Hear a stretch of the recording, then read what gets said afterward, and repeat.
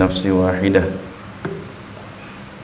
وخلق منها زوجها وبث منهما رجالا كثيرا ونساء واتقوا الله الذي تساءلون به والأرحم إن الله كان عليكم رقيبا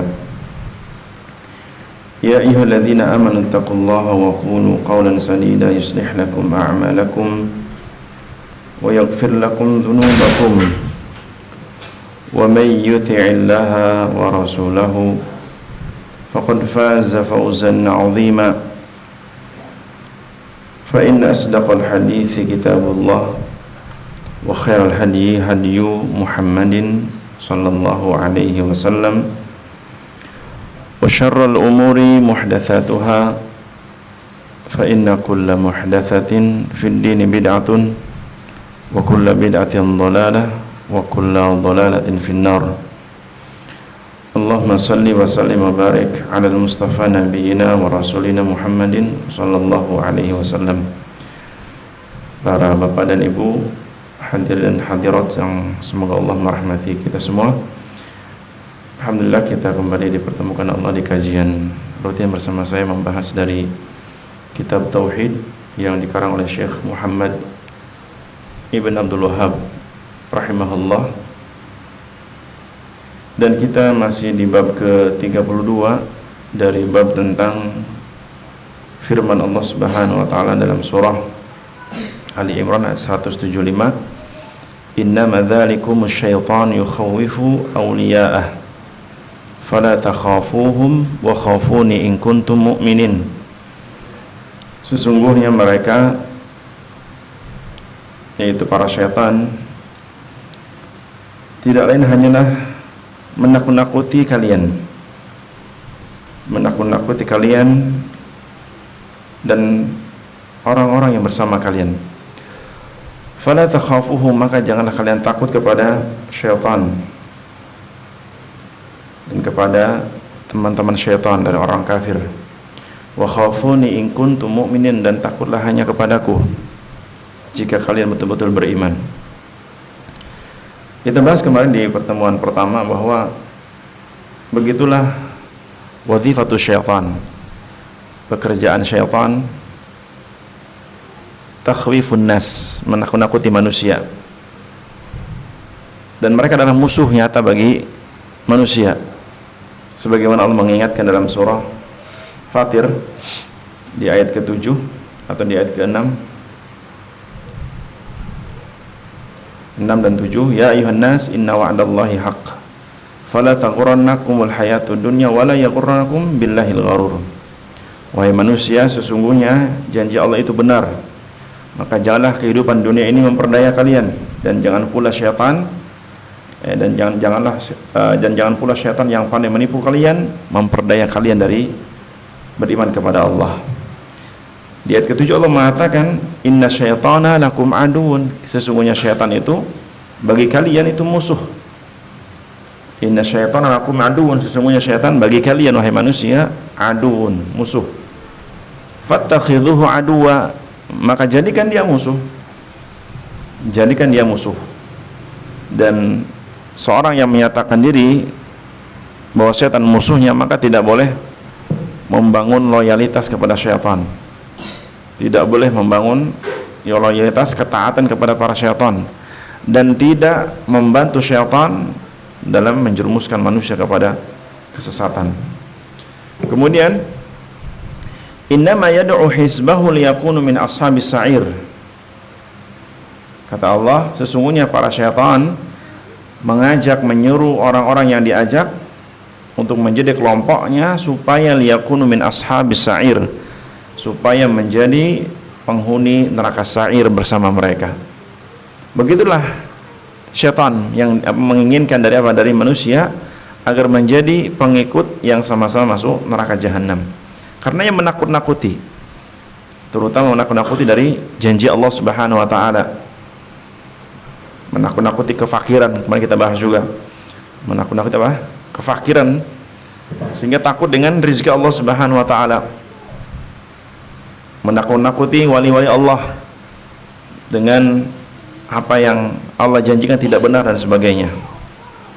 Berbeda dengan para malaikat Allah yang Allah perintahkan kepada orang-orang yang beriman dan istiqamah di atas iman untuk senantiasa bersabar, atau mereka diberikan kabar gembira, alla takhafu wa la tahzanu, jangan pernah takut dengan yang akan datang, wa la tahzanu, dan jangan pernah bersedih sesuatu yang telah berlalu, seperti Allah sebutkan dalam surah Fussilat ayat 30. Allah mengatakan, innal ladzina qalu rabbunallah tsumma istaqamu tatanazzalu alaihimul malaikah alla takhafu wa la tahzanu, alla takhafu wa la tahzanu, janganlah kalian takut dan jangan bersedih. Takut dengan apa yang akan datang, karena biasanya orang khawatir, takut itu terhadap yang telah berlalu atau yang akan datang. Biasanya yang akan datang, syaitan menghembuskan rasa takut kepada hamba-hambanya, hamba-hamba Allah maksudnya, terhadap apa yang akan datang, dan menanamkan kesedihan terus-menerus terhadap yang telah berlalu, sehingga ketika dia terus bersedih dengan apa yang telah berlalu, akhirnya menjadi putus asa. Dan ketika dia tertanam padanya rasa takut terhadap apa yang akan datang, maka lemahlah semangatnya. Begitulah syaitan, begitulah kerjaan syaitan. Karena tadi beda dengan para malaikat Allah yang Allah tugaskan untuk mendatangi mereka agar mereka tetap istiqamah. Dalam surah Fussilat ayat 30, innal ladzina qalu rabbunallah, sesungguhnya orang-orang yang mengatakan rabbunallah, Rabb kami Allah, tsumma istaqamu, dan dia istiqamah di atas imannya tersebut, Allah perintahkan para malaikat untuk datang kepada mereka, tatanazzalu alaihimul malaikah, maka turunlah berbondong-bondong para malaikat menemui mereka, menemui hamba-hamba Allah yang beriman dan istiqamah. Untuk apa? Untuk mengatakan alla takhafu, menanamkan kepada hati mereka jangan pernah khawatir terhadap apa yang akan datang. Termasuk di sini orang yang telah beriman kepada Allah, maka jangan pernah takut akan janji Allah di hari kiamat, dari pahala, dari dimudahkan urusan. Jangan pernah takut. Kenapa? Karena Allah telah menjanjikan dalam Al-Quran, yang mana kitab tidak ada keraguan sedikit pun, kitab yang tidak ada keraguan sedikit pun. Maka cukuplah keyakinan kita dibangun di atas Al-Quran, dan tidak perlu takut akan hembusan bisikan para syaitan yang meragukan iman atau hati ini terhadap apa yang Allah janjikan dalam Al-Quran. Sudah. Alla takhafu wa la tahzanu, dan jangan pernah bersedih, dan jangan pernah bersedih ala ma fatakum, terhadap apa yang telah berlalu dari musibah, kejadian, atau apa saja. Maka jangan pernah menanamkan kepada kita terus sedih. Makanya Nabi melarang ketika seorang hamba tertimpa ujian, musibah atau apa saja, dan dia bersedih terus menerus, maka ujung-ujung tayas, putus asa, sehingga tidak akan ada gairah untuk ibadah, tidak akan ada gairah untuk hidup. Begitulah para syaitan. Karena yang dikatakan wala takhafu wala tahzanu, alla takhafu wala tahzanu, jangan pernah takut terhadap apa yang akan datang, dan jangan pernah bersedih atas yang telah berlalu. Wa absyiru bil jannah, maka berbahagialah dengan surga yang telah Allah janjikan buat kalian. Wa absyiru bil jannati allati kuntum tu'adun. Allah perintahkan para malaikat untuk menghabarkan, untuk memberikan kepada hati mereka kabar gembira bil jannah, dengan surga allati kuntum tu'adun, yang telah dijanjikan buat kalian. Di mana taunya? Di Al-Qur'an. Bahwa orang beriman dijanjikan surga. Maka sudah, jangan terlalu jangan khawatir dengan apa yang telah Allah janjikan. Bagi kita tetap menjaga iman. Makanya yang terpenting menjaga iman sekarang, agar nikmat iman masih ada, jangan sampai hilang. Karena ketika nikmat iman itu hilang, disitulah keraguan mulai masuk. Karena syaitan mencari kesempatan untuk menanamkan keraguan kepada manusia. Karena syaitan itu bersemangat untuk menyesatkan manusia dari arah depan, belakang, kanan, kiri, atas, bawah. Bahkan sampai ketika dia sakaratul maut, bagaimana si hamba ini bisa dimurtadkan atau bisa dikafirkan oleh para syaitan. Begitulah kerjaan para syaitan. Nah, berkaitan dengan bab ini, apa munasabatul bab atau korelasi bab ini atau bab tentang rasa takut kepada Allah dengan pembahasan kitab tauhid? Apa korelasi hubungannya? Korelasi hubungan atau hubungan pembahasan tentang rasa takut dengan kitab tauhid atau dengan pembahasan tauhid, bahwasannya annal khauf min aqsamil khauf ma yakunu syirkan munafiyan li tauhid. Bahwasannya di antara perkara takut itu bisa masuk ranah kesyirikan yang bisa menghilangkan tauhid seseorang.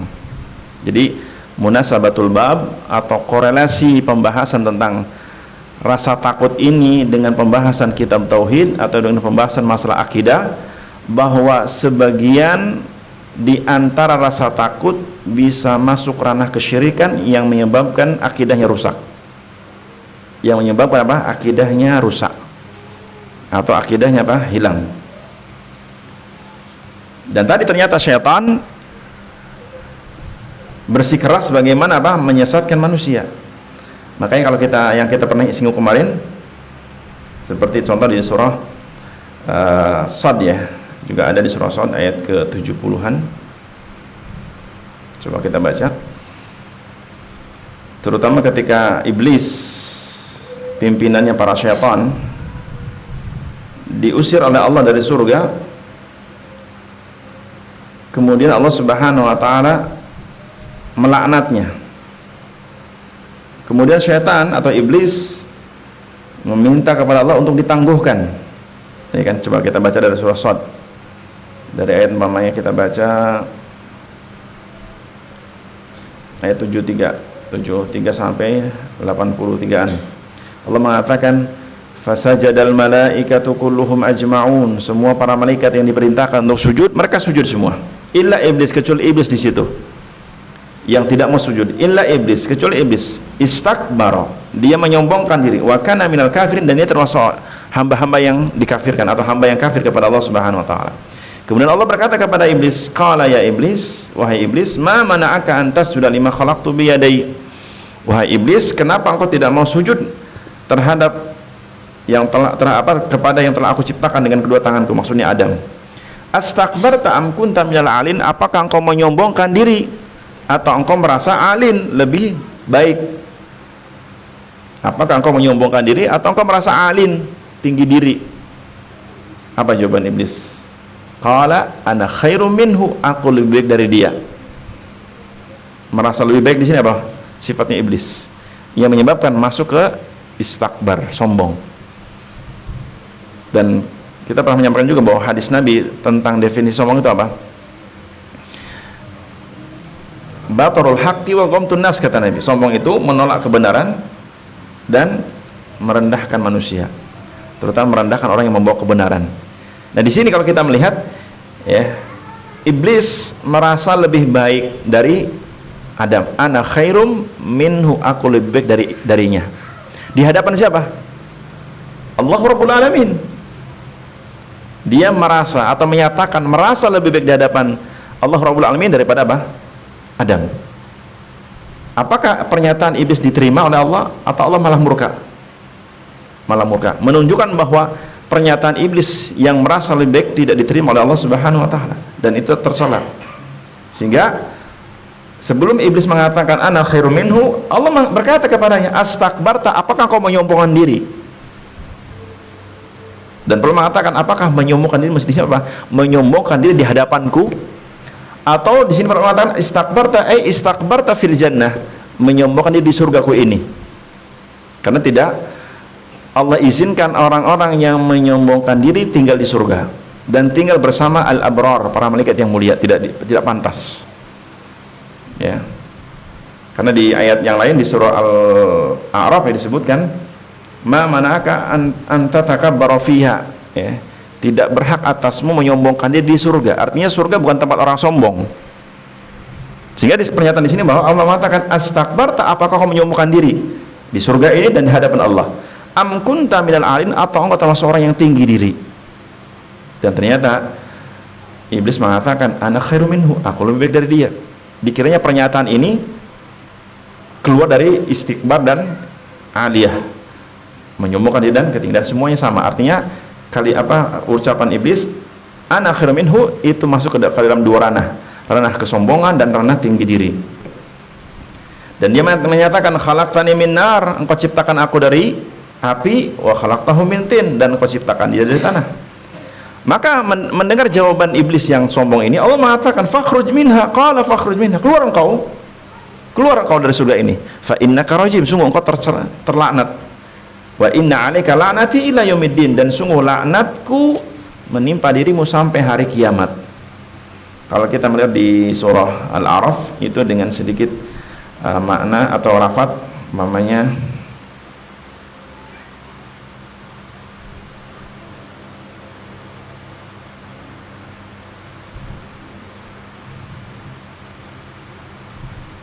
ya, kalau di surah Al-A'raf ayat 13 bunyi ayatnya qala fahbit minha, ya, qala fahbit minha fama yakunu laka an tatakabbara fiha. Di sini ayat ini menguatkan ayat atau surah Al-A'raf ayat 13 menguatkan yang Allah sebutkan di surah Shad di ayat ke-75. Di ayat 75 Allah mengatakan astakbarta am kunta minal 'alin, apakah kau menyombongkan diri atau kau merasa tinggi diri. Kalau di ayat ini Allah mengusirnya dengan mengatakan qala fahbit minha, turunlah kau dari surga. Fama yakunu laka an tatakabbara fiha, kau tidak berhak sombong di fiha, di dalam surga ini. Kau tidak berhak sombong dalam surga ini. Fakhruj innaka minas saghirin, keluarlah kau termasuk orang yang dihinakan, yang direndahkan. Kemudian iblis meminta ditangguhkan, ya kan? Qala rabbi fa'anzirni ila yaumi yub'atsun, wahai Rabbku, tangguhkan diriku sampai hari dibangkitkan. Ya. Kalau di ini juga sama di Al-A'raf ayat 14, qala anzirni ila yaumi yub'atsun, ya Allah tangguhkan aku sampai hari kiamat atau hari berbangkit. Dan Allah menyatakan permintaannya, qala innaka minal mundzirin, kau termasuk orang yang ditangguhkan.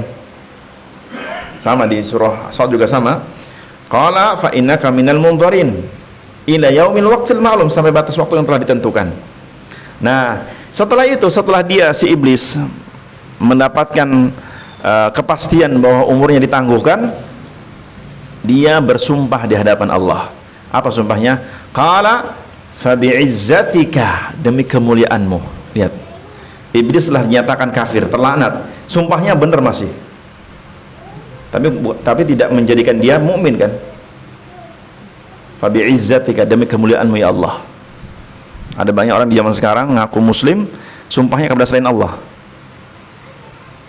ya, menyatakan dia muslim tapi sumpahnya kepada selain Allah. Iblis masih bersumpah atas nama kemuliaan Allah, fa bi'izzatika, demi kemuliaanmu ya Allah, ya. Tapi ini bukan dalil bahwa iblis berarti mukmin, enggak. Iblis terlaknat. Cuman kita ambil sisi bahwa di situ iblis dia masih bersumpah dengan kemuliaan Allah Subhanahu wa taala. Kemudian karena si iblis membangkang, tetap pernyataan sumpahnya tidak diterima Allah Subhanahu wa taala. Dia mengatakan demi kemuliaanmu, dia berjanji untuk menyesatkan anak Adam. La ughwiyannahum ajmain, aku akan menyesatkan seluruh manusia. Di antara bentuk kesesatannya apa? Menghembuskan rasa takut. Di antara apa? Upaya iblis menyesatkan manusia, menghembuskan rasa takut. Yukhawifu awliya'ah, menakut-nakuti wali-wali Allah, menakut-nakuti hamba-hamba Allah yang beriman. Ya. La ughwiyannahum ajmain. Nah, ada pengecualian yang diucapkan oleh iblis atas sebagaimana firman Allah, illa ibadaka minhumul mukhlasin, kecuali hamba-hambamu yang ikhlas. Artinya apa? Yang dimaksud illa ibadakal mukhlasin, kecuali hamba yang ikhlas, yang menjaga tauhid, yang menjaga keimanan, mereka akan terjaga dari kesesatan iblis, atau terjaga dari apa? Tipu daya iblis dan bala tentaranya para syaitan. Karena kita mempelajari akidah supaya kita memiliki apa? Memiliki power, kekuatan agar jangan tergoda, jangan mudah tergoda. Godaan tetap akan ada. Apakah orang yang telah beriman tidak akan digoda oleh iblis? Apa tetap digoda? Hah? Orang yang telah beriman, orang yang telah belajar tauhid, belajar kitab tauhid, apakah dia tidak akan digoda iblis? Hah? Tetap digoda. Cuman dengan dia belajar akidah, mempelajari yang baik, dia memiliki apa? Ilmu atau memiliki perisai bagaimana apa?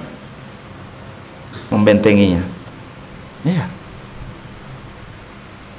Karena ketika kita belajar akidah, belajar tauhid, bukan berarti kita jadi maksum, Kak. Enggak. Kita belajar akidah, belajar tauhid, bukan berarti Ustaz kalau gitu, kalau udah tamat berarti maksum kita, Ustaz. Enggak ada maksum. Cuma dengan ilmu itu, dengan ilmu yang kita pelajari dan kita mengamalkannya, maka ilmu itu menjaga kita, menjadi apa? Tazkir, pengingat buat kita. Karena kelebihan orang yang berilmu, kalau dia tergelincir dan dia masih, paham bahasa tergelincir? Tergelincir itu apa? Sengaja atau tidak sengaja? Tidak sengaja. Maka ilmu akan mengingatkannya. Itu kelebihannya. Ketika orang memiliki ilmu dan dia ikhlas mempelajari ilmu tersebut, ilmu agama, ketika dia tergelincir, menunjukkan dia tidak maksum, maka ilmu akan mengingatkannya. Artinya Allah akan mengingatkannya melalui ilmu yang telah ia pelajari. Nah, itu hikmahnya. Nah, di sini kata setan, sebagaimana Allah mengatakan, illa ibadaka minhumul mukhlasin, kecuali hamba-hambamu yang mereka mengikhlaskan diri, yang menjaga tauhid, menjaga kemurnian tauhid, maka akan susah bagi iblis menyesatkannya. Ya. Kalaupun tergoda, maka terjaga, artinya godaannya dari pintu tauhid. Pintu maksiat mungkin bisa iya. Sebagian para sahabat ada yang tergoda melalui pintu maksiat. Ada. Karena sebagaimana para sahabat pun sebagaimana para sahabat pun individunya tidak maksum. Para sahabat individunya tidak maksum. Tapi mereka generasi yang dijaga oleh Allah. Karena ketika ada sahabat yang tergelincir, sahabat yang lain akan mengingatkan. Dan sebagainya. Taib. Karena yang di sini para mengatakan bahwa al-khaufu aqsam, merasa takut, ini ada beberapa jenis. Yang pertama, al-awwal khauful ibadah, khauf yang dia masuk ranah ibadah. Khauf atau rasa takut yang dia masuk dalam kategori ibadah. Wa tadhallul wa ta'zimu wal khudu'. Gimana rasa takutnya? Dengan penuh penghinaan diri kepada Allah. Wa ta'zim, rasa takutnya dengan penuh apa? Pengagungan kepada Allah. Wal khudu', dan rasa takutnya penuh dengan apa? Ketawaduan terhadap Allah Rabbul Alamin. Wa huwa ma yusamma bi khaufil sir, bi khaufis sir, dan itu dinamakan khaufus sir, atau bahasa kita takut yang tersembunyi, atau takut yang apa di hati.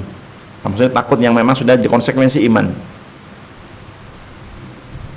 Maka takut seperti ini, takut yang di dalamnya ada kandungan penghinaan diri kepada Allah, pengagungan kepada Allah, ketundukan kepada Allah, takut yang seperti ini la yasluhu illa lillah, tidak boleh dikerjakan atau tidak boleh ditimbulkan kecuali hanya kepada Allah. Contoh, seorang hamba takut jika dia melalaikan ibadah, Allah akan mengazabnya. Dia takut jika Allah tetap mengazabnya di hari kiamat gara-gara mungkin dia tidak maksimal ibadah. Maka rasa takut ini apa? Rasa takut hanya kepada Allah. Jika rasa takut ini juga diselewengkan kepada selain Allah, gimana caranya? Pokoknya apa? Orang contohnya dengan apa?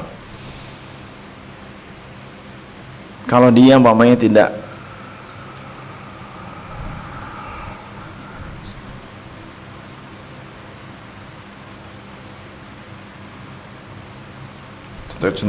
contohnya mungkin orang yang apa ya, sedekah bumi atau sedekah laut mamanya, casingnya kayaknya ibadah gitu kan, casing kayak ibadah, tapi betul-betul kan sedekah laut itu ditujukan kepada siapa? Kepada penghuni laut, bangsa jin. Jika tidak, maka khawatir nanti tidak berkah hartanya, tidak berkah umurnya, bahkan mungkin dia akan celaka. Maka takut seperti ini dia telah menyelewengkan kepada selain Allah. Kenapa? Karena yang memberikan mudarat hanya Allah, yang memberi keberkahan Allah, yang mencabut keberkahan hanya Allah. Maka tidak ada hubungannya ketika seorang tidak sedekah laut mamanya apa? Jadi dia nanti hartanya nggak berkah, dia akan celaka. Berarti dia telah mengarahkan ataupun mengarahkan rasa takutnya kepada selain Allah. Nah, kenapa? Karena harusnya ini kepada Allah. Jika diselewengkan kepada selain Allah murni, atau kepada Allah iya juga, kepada selain Allah juga iya, maka sama kesyirikan, maka bisa merusak iman. Nah, maka yang seperti ini apa? Takut yang penuh dengan penghinaan, pengagungan, ya, dan ketundukan ini hanya kepada Allah. Jika diselewengkan, maka apa? Itu syirik dan syirik besar. Itu syirik dan syirik besar. Contoh yang lain di sini saya mengatakan wadzalika mithlu, contoh seperti man yakhafu minal asnam wal amwat, seperti orang takut kepada berhala dan orang mati. Takut kepada berhala dan takut kepada orang mati. Au man yaz'umunahum awliya'a wa yataqiduna naf'uhum wa durhum. Ya, contoh takut kepada berhala dan orang mati. Gimana contohnya? Contoh dia umpamanya dia takut kepada berhala. Kalau dia tidak menghormati dengan sesaji dan sebagainya, nanti dia binasa, nanti dia celaka. Ini tidak boleh. Ini rasa takutnya hanya kepada Allah. Contoh ya, antum melewati pohon angker katanya. Kalau antum mau selamat lewat situ harus apa? Menyuguhkan sesuatu umpamanya. Entah uang, entah dupa, entah makanan. Maka yang seperti ini dia telah menyelewengkan rasa takutnya yang harusnya kepada Allah kepada selain Allah. Dia merasa kalau dia tidak memberikan sesuatu, dia celaka. Padahal kecelakaan, mudarat, siapa yang mentakdirkan? Allah, bukan pohon, bukan penghuni pohon. Dan kalau dia lewat tidak mengasih sesuatu, dia akan tidak selamat mamanya. Padahal yang ngasih keselamatan siapa? Allah Subhanahu wa taala. Maka jika seperti ini, dia telah menanamkan rasa takutnya yang harus kepada Allah kepada pohon dan sebagainya. Maka ini syirik besar. Hati-hati. Kan sering di masyarakat. Nek lewat pohon angker ini apa? Uluk salam jadi nih.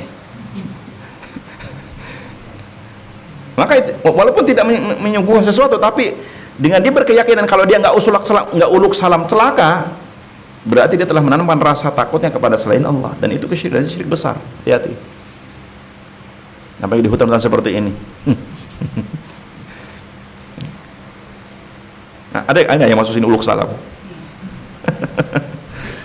Harusnya berdoa. Doanya apa? A'udzu bikalimatillahi tammat min syarri ma khalaq. Iya, Anda setiap masuk sini berdoa a'udzu bikalimatillahi tammat min syarri ma khalaq. Masjidnya terjaga insyaallah. Maksudnya insyaallah masjidnya, tapi kan sekelilingnya para setan banyak kan. Kenapa? Karena tempat habitatnya mereka. Iya. Hutan itu habitatnya para setan. Tempat berdiam diri mereka. Maka bentuk kita tawakal kepada Allah, berdoa kepada Allah dengan zikir yang Nabi ajarkan, a'udzu bikalimatillah.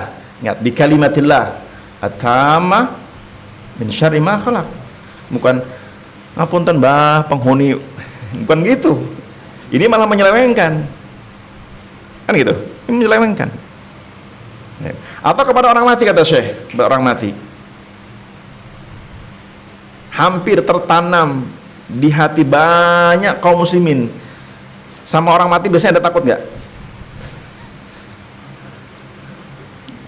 Hampir kebanyakan kaum muslimin, terutama yang awam-awam, nek krungu wong mati macam-macam udah. Padahal ketika hidup sama dia baik, ya kan? Ketika hidup bersama dia baik. Nek us mati kadang-kadang 180 derajat berubah itu. Ini bekas bajunya, nggak usah. Musibah. Iya kan? Iya nggak, di masyarakat seperti itu nggak? Terjadi nggak di masyarakat? Ketakutan yang apa ya? Yang harusnya tidak ada hubungannya. Orang kalau sudah mati, apakah dia masih berinteraksi dengan orang yang masih hidup? Nggak bisa. Tapi ironis, di masyarakat orang masih berkeyakinan orang mati itu kadang-kadang bisa memudaratkan orang yang hidup dengan berbagai macam keyakinan. Kok bisa Ustaz? Ya karena apa? Film horor yang ditonton sejak dulu, atau cerita-cerita khurafat oleh orang-orang yang tidak bertanggung jawab, yang diceritain ini. Aku pernah melihat itu si fulan udah mati 3 hari yang lalu, tapi aku nyawang wajahnya di sana tuh. Ada yang seperti itu. Dan mungkin ada yang melihatnya dengan sebenarnya. Orang dah mati, tapi dia melihat wajahnya. Persis Ustaz. Sekarang, kalau orang mungkin nggak belajar akidah, dengan kayak gitu, iya ya, jani-jani apa sih uripe waktu hidup itu kan, apa sih amalan kok bisa kayak gini? Iya nggak? Sering nggak terjadi itu? Ketika betul-betul ada orang menyaksikan si fulan telah mati, tapi saya menyaksikan dia ada di sana itu. Dan ketika dia nggak paham, iya ya, dihubung-hubungkan, jani-jani dia ketika hidup sih apa sih amalan sampai ketika mati masih gentayangan. Ketika orang meyakini demikian, berarti dia masih meyakini si mayit itu masih ada interaksi. Dan ini apa? Akidah yang batil. Kalau orang yang berilmu, beriman dan berilmu terhadap agama ini, ketika betul-betul ada orang menyaksikan si fulan telah mati, tapi dia menyaksikan wajahnya, maka tidak langsung berkeyakinan mayitnya masih ada. Nah, itu syaitan yang merubah wujud wajahnya seperti orang yang telah mati. Nggak ada yang mustahil. Karena setan Allah berikan kelebihan bisa merubah wujudnya menyerupai manusia-manusia, baik yang masih hidup atau yang telah mati, bisa. Kecuali wajahnya Rasulullah SAW nggak bisa. Bisa, memang berkelebihan. Bukan kadang-kadang orang sama-sama orang hidup, oh kayak jenengan si anu, enggak, saya bukan si anu, saya adiknya. Dikiranya si fulan. Ini antara orang hidup. Maka setan bisa merubah wujud menjadi manusia, menampakkan wajah seperti si fulan, si fulana, bisa. Makanya rugi jika ada manusia kawin sama bangsa jin. Rugi. Bisa jadi dia kawin sama bangsa jin si fulan, ya. Nanti laki-laki manusia nikah sama bangsanya perempuan. Saiki raine apik, wajahnya cantik, besok menyeramkan. Atau bisa jadi yang datang bukannya kemarin, bukannya kau nikahi, ya kan? Hari ini kau nikahin si fulan, si fulan. Bisa jadi yang datang bukan yang ini kemarin. Kerugian. Dan akan menjadi permainan para syaitan sini. Akan apa? Menjadi permainan para syaitan. Kenapa? Karena manusia tidak bisa melihat apa? Wujud asli bangsa jin. Dan si jin bisa melihat manusia. Baik.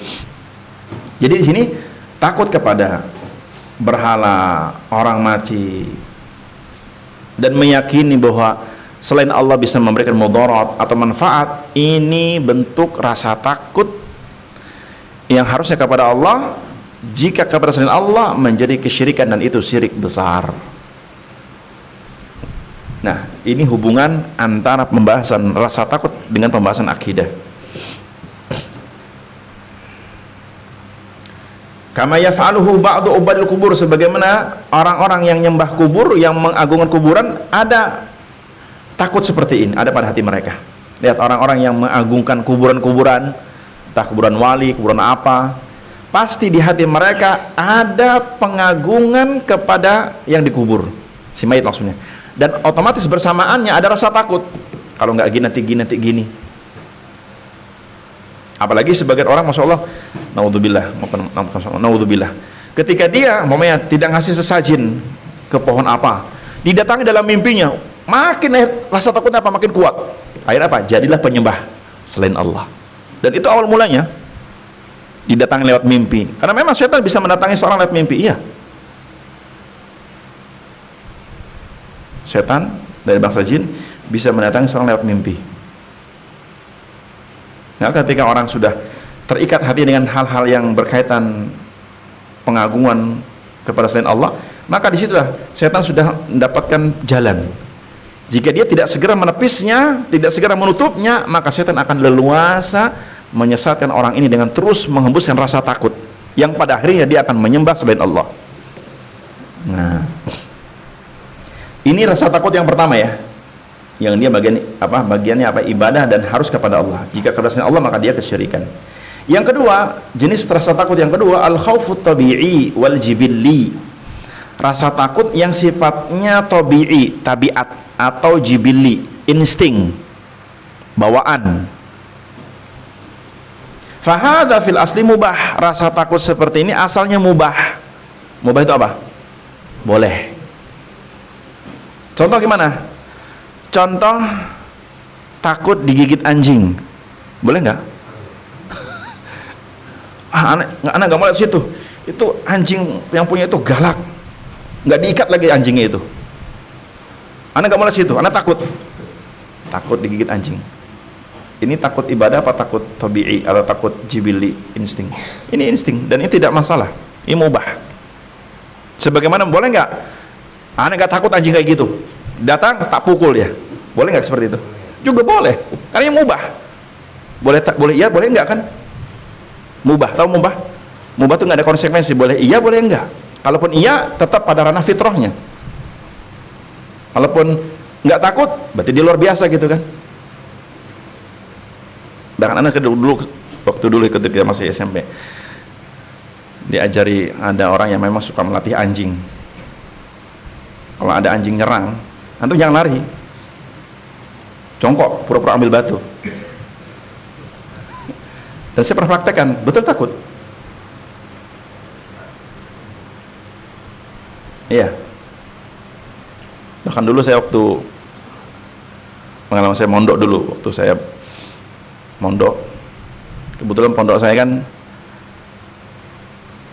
nggak ada pagar, apa namanya, pagar keliling, nggak ada. Zaman saya mondok tuh mondok betul-betul tradisional, atapnya seng, bawahnya apa papan, musim dingin banget, nggak ada batas pondok dalam artian pakai pagar tinggi, nggak ada. Jadi kalau mau kabur ya kabur, nggak ada kan ya, nggak ada yang nyari. Kalau sekarang kan masuk pondok ada satpamnya gitu kan, makanya bayarannya mahal ya nggak? Serius, betul-betul ekstra ketat. Kita betul-betul mondok itu kembali kepada kita. Antum mau kabur silahkan, nggak akan dicari. Terus belajar silahkan, karena nggak ada benteng di hati kita. Antum kabur silahkan. Sekarang di benteng yang kabur, cari. Nah, akhirnya imbas dari seperti itu, kadang-kadang, bukan kadang, sering kadang-kadang ya, kalau sudah jam-jam 10, jam 11 itu kadang banyak anjing keliaran, terutama anjing-anjing orang kafir, Cina kafir itu kadang suka melihara anjing. Karena kebetulan pondok saya itu kayak gini, hampir di tengah hutan. Jadi kadang orang-orang yang kafir yang di pedalaman punya anjing, orang kadang kalau malam liar kan, kadang bikin risih gitu kata. Kebetulan asrama saya kan panggung, tahu panggung? Dia pakai papan. Kadang-kadang agak bolong-bolongan antar papan, kadang renggang sedikit. Lagi enak tidur, tiba-tiba, suara anjing di bawah, kan? Lagi enak tidur kan tembus suaranya, gitu kan? Anjing ketemu anjing kan tengkar gitu, tuh kaget gitu. Maka sejak itu saya teman-teman tuh risih. Apa? Kita sering jawab anjing dan bunuh anjing. Dan kita pernah urusan boleh nggak, boleh, itu liar itu. Yang penting antum jangan bunuh di rumah pemiliknya. Udah kita bunuh itu. Kita bunuh, kita kubur. Dan memang di dalam hadis disebutkan bahwa ada di antara setan bisa merubah wujud menjadi anjing. Anjing termasuk hewan yang setan bisa merubah wujud kepada anjing. Bahkan disebut dalam riwayat di antara ciri setan berubah menjadi anjing biasanya apa? Berwarna hitam legam. Terkadang ada putih di atasnya. Karena saya ditanya anjing seperti itu, anjing-anjing yang merubah, apa yang hitam legam, saya ditanya ini murni anjing apa ini setan. Nah, karena saya sering ya bahasanya bermusuhan dengan anjing, setiap ketemu anjing pasti tetap pelototin, dan dia takut. Nggak perlu ngobat, tetap pelototin. Saya nggak punya ilmu kanuragan macam-macam, nggak, cuma pelototin doang. Jangan antum bernulik macam-macam, nggak ada ilmu khusus, cuma ilmu pototin aja. Nah, intinya rasa takut seperti ini kepada hewan buas ya, yang sifatnya apa, konkret, nyata, maka tidak masalah. Atau takut kepada orang gila yang bawa golok, boleh nggak? Takut, anak kamu dekat orang gila nanti bisa dibacok, boleh nggak? Ini takut yang tabii, wajar, dan ini tidak termasuk kesyirikan. Maka tidak mengatakan antum nggak boleh takut sama orang gila, nanti antum syirik. Enggak, ini salah. Antum nggak boleh takut sama anjing, nanti antum syirik. Salah. Ini tidak termasuk ranah ini. Ini tabi'i, jibilli.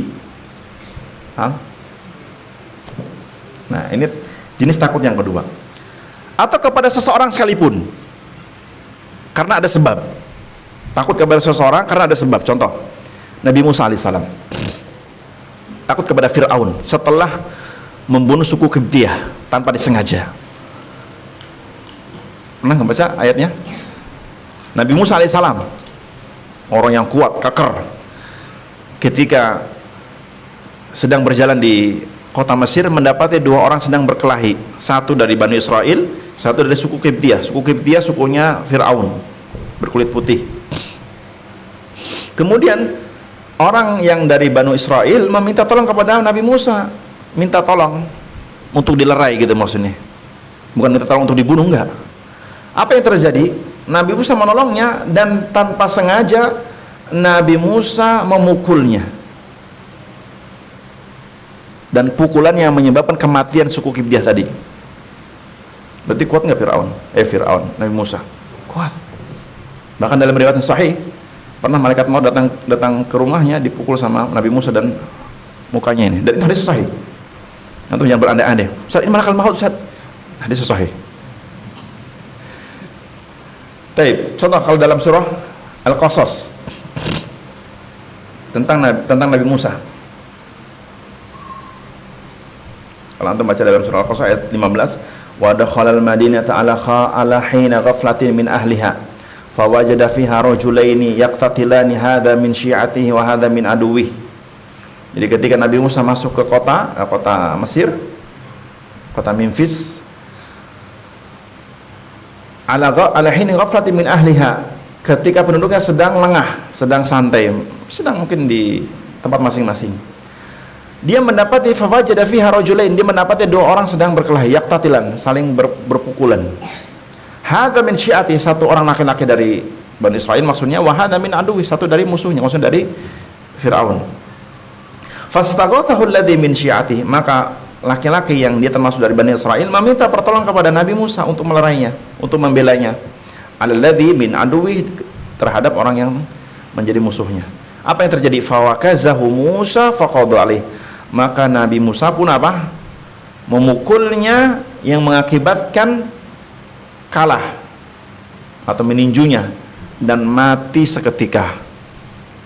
Artinya takdirnya orang ini mati dipukul Nabi Musa, kan gitu. Otomatis kan Nabi Musa tidak berniat membunuh. Nabi Musa tidak berniat membunuh. Tidak berniat membunuh. Kemudian setelah Nabi Musa menolong laki-laki dari Bani Israel tadi kan, yang mintanya bukan untuk dibunuh, minta untuk dilerai aja, ditolong gitu kan, dibela. Ternyata pukulan Nabi Musa menyebabkan kematian musuhnya. Setelah terbunuh dengan pukulan Nabi Musa, orang yang ditolong tadi malah mengatakan, qala hadza min amali syaitan, ini pekerjaan syaitan, kau bisa membunuh dia. Atau bisa mengatakan hadza min amali syaitan, ini perbuatan syaitan. Sungguh setan itu adalah musuh yang menyesatkan. Nah, kemudian apa? Akhirnya apa? Nabi Musa merasa ketakutan berbuat dolim, dan dia mengatakan, qala rabbi inni dhalamtu nafsi faghfirli faghfarlah. Nabi Musa merasa berbuat kezaliman karena membunuh orang tanpa sengaja. Inni dhalamtu nafsi, ya Allah, aku mendolim diriku sendiri. Faghfirli, maaf, apa ampuni aku. Faghfarallahu, Allah pun mengampuni dosa-dosanya. Innahu huwal ghafurur rahim. Nah, terus sampai, kalau antum baca lagi, nah sampai di ayat 18. Setelah kejadian Nabi Musa membunuh suku Qibtiyah tadi, maka akhirnya fa asbaha fil madinati khaifan yataraqab. Maka akhirnya setelah itu kondisi Nabi Musa ketakutan berada di kota itu. Terutama takut kepada siapa? Fir'aun, penguasa Mesir ketika itu, yang bengis, yang sering membunuh kaum Bani Israel, terutama anak laki-lakinya.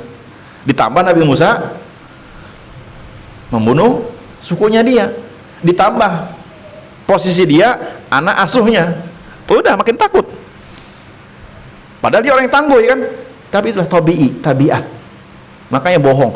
Orang yang paling gagah, aku nggak takut, pasti ada rasa takut. Cuman dia bisa mengikisnya atau bisa menutupinya. Rasa takut tetap ada. Rasa takut tetap ada. Cuman dia bisa menutupinya. Nah, sampai akhirnya ketika dia terus makin menjadi rasa takutnya, dan dia tidak berani bertemu Fir'aun kan, sampai akhirnya kalau antum baca di ayat setelahnya lagi,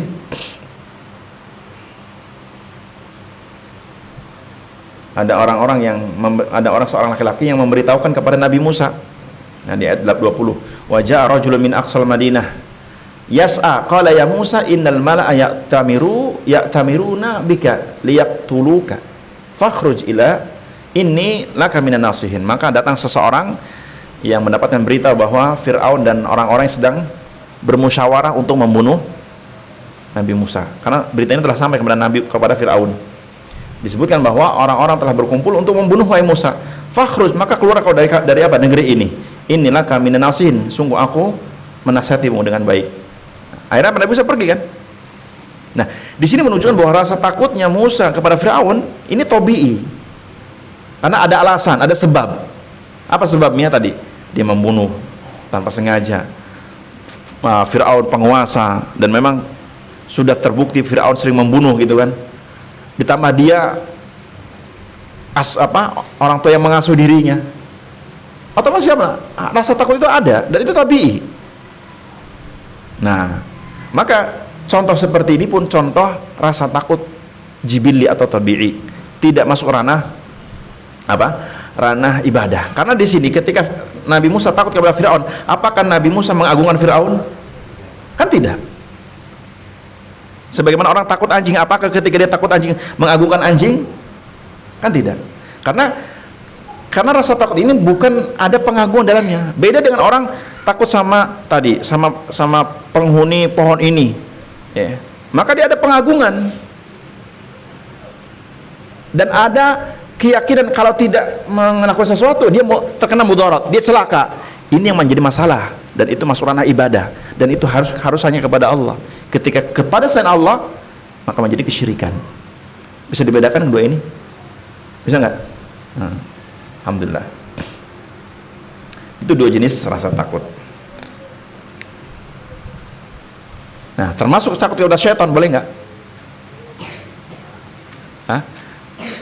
Termasuk takut kepada syaitan, boleh nggak? Masuk takut kepada syaitan ranah ibadah apa ranah tabii? Takut kepada syaitan.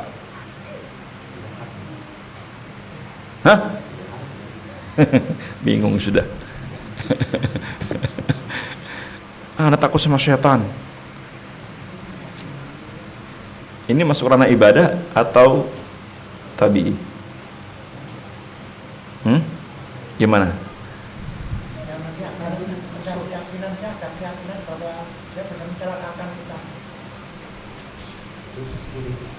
Berarti kesyirikan.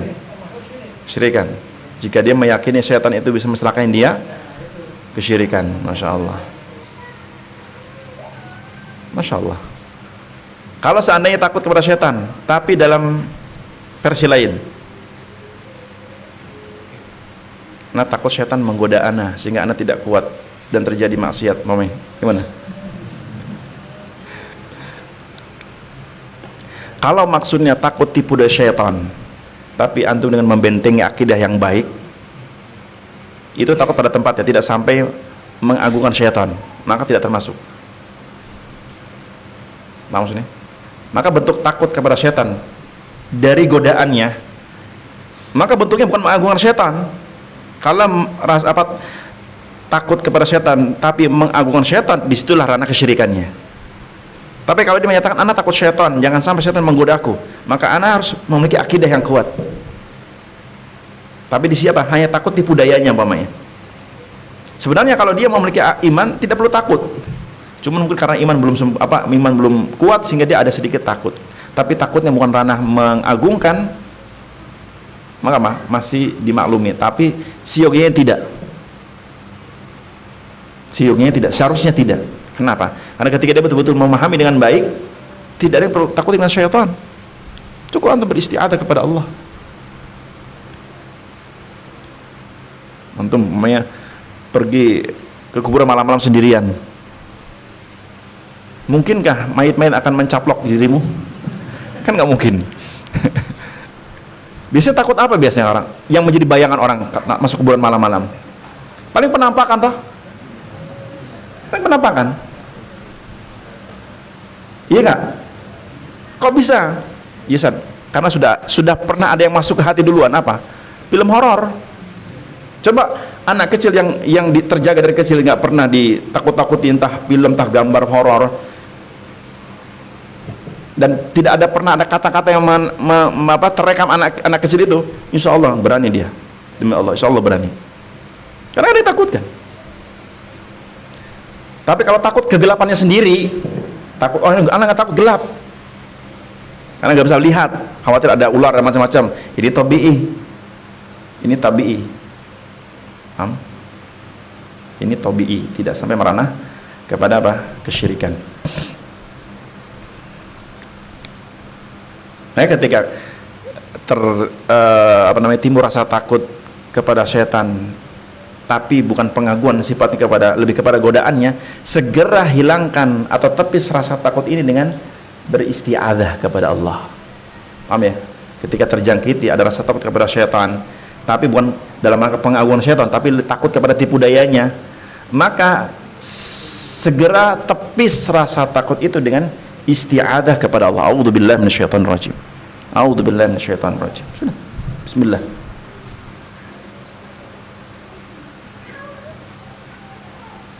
Bahkan kadang-kadang ada sebagian orang-orang yang mungkin dia sebenarnya nggak paham akidah begitu kuat. Maksudnya nggak begitu paham akidah. Orang-orang awam. Tapi karena mentalnya kuat, dia tidak takut ke rumah-rumah kosong, ke hutan-hutan malam hari. Apalagi di zaman sekarang, di zaman-zaman YouTuber cari konten horor-horor gitu kan. Kalau kita lihat sebagian dia nggak paham akidah secara hukum-hukum, nggak paham. Tapi punya mental. Hanya bermuara auzubillahi minasyaitonir rajim.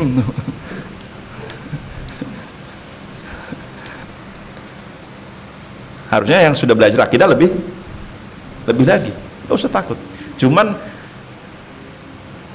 ketika kita hendak mengerjakan sesuatu, ditimbang manfaat dan faedahnya, ngapain malam-malam ke hutan, woy? Apalagi sampai istri ditinggal, anak ditinggal, kasihan kedinginan istrinya. Sudah di rumah ngapain? Ibadah. Gitu. Kecuali ada hal lain mamanya. Musim durian lagi mau jatuh mamanya, kalau nggak dicuri orang, woy. Anak punya durian dan anak penghasilan dari kebun durian mamanya, maka harus jaga-jaga di malam hari, yaitu ada hajat itu, maka tunggu di hutan. Baik, para jamaah Allah Subhanahu wa taala. Berikutnya masuk ke ayat yang kedua, di mana Syekh membawakan firman Allah dari surah Taubah. Wa qaluhu ta'ala innama ya'muru masajidallahi man amana billahi wal yaumil akhir wa aqama shalah wa ata zakah wa lam yakhsha illallah fa'asa ulaika ayyakunu minal muhtadin. Ayat ini juga masih ada kaitan dengan khasyah, rasa takut. Di mana Allah berfirman, innama ya'muru masajidallah, sesungguhnya yang berhak memakmurkan masjid-masjid Allah man amana billah, yaitu orang-orang yang beriman kepada Allah, wal yaumil akhir, beriman kepada hari akhir, wa aqama shalah, dan dia mendirikan salat, wa ataz zakat, dan dia menunaikan zakat, wa lam yakhsha illallah, dan dia tidak takut kecuali hanya kepada Allah, dan dia tidak takut kecuali hanya kepada Allah Subhanahu wa taala. Fa'asa ulaika yakunu minal muhtadin, maka diharapkan orang yang seperti itu orang yang mendapatkan hidayah, petunjuk dari Allah Subhanahu wa taala. Baik. Pertama, kita ambil faedah dari awal ayat, innama ya'muru masajidallah. Sesungguhnya yang berhak memakmurkan masjid Allah adalah man amana billahi wal yaumil akhir, adalah orang yang beriman kepada Allah, beriman kepada hari akhir, dan seterusnya. Kalimat innama itu para ulama mengatakan innama lil hasr. Innama itu lil hasr, untuk membatasi. Jadi kalau kita artikan innama hanya, sesungguhnya hanya, innama sesungguhnya hanya, ya'muru memakmurkan masjid Allah, masjid-masjid Allah. Berarti membatasi yang berhak memakmurkan masjid Allah yang betul-betul beriman, yang rasa takutnya hanya kepada Allah, tidak kepada selain Allah. Nah, di bagian ayat wa aqama shalah wa ata zakah wa lam yakhsha illallah, Maka yang berhak memakmurkan masjid Allah yang rasa, di antaranya yang rasa takutnya hanya kepada Allah. Dan tentunya takut kepada Allah apa? Takut ancaman azabnya, takut Allah tidak meridhoinya. Sehingga dia bersungguh-sungguh dalam ibadah. Sehingga dia menjadikan masjid-masjid yang ditegakkan itu betul-betul untuk ibadah dan tidak ada kesyirikan di dalamnya. Dan tidak boleh ada orang yang berdoa dalam masjid mengatakan ya ruh fulan madad madad. Nggak boleh. Di dalam masjid ada orang mengatakan dalam doanya ya ruh fulan madad madad, wahai ruh fulan beri pertolongan, beri pertolongan. Ini berdoa kepada siapa? Selain Allah Subhanahu wa taala. Sedangkan masjid milik Allah.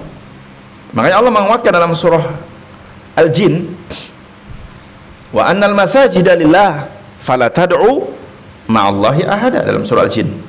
Wa annal masajida lillah, ketahuilah bahwasannya masjid-masjid itu milik Allah. Dalam surah Al-Jin ayat ke-18.